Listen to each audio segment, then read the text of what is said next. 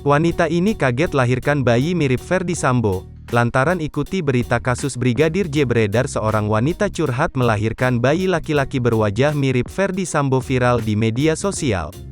Sejak hamil tua, wanita ini mengaku terus mengikuti kasus pembunuhan Brigadir J yang didalangi oleh Irjen Ferdy Sambo yang masih bergulir panas sejak beberapa bulan terakhir.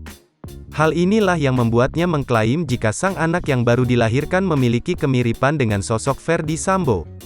Sebagaimana diketahui, sejak kasus ini mencuat, sebagian warga Indonesia sangat antusias mengikuti perjalanan tindak pidana Sambo yang menghebohkan tersebut. Termasuk bagi seorang wanita yang kini menyandang sebagai ibu baru bernama Olivia Putri Anggraeni. Pemilik akun TikTok @oliviaputri_anggraeni 4 mengaku belakangan rajin mengikuti kasus Ferdy Sambo itu.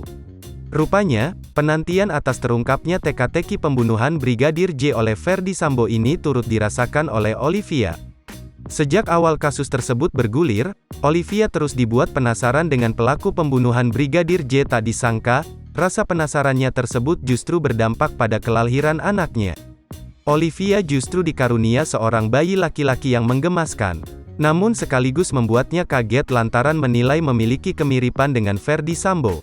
Kendati buah hatinya memiliki wajah mirip dengan Ferdy Sambo, namun Olivia tidak akan ambil pusing.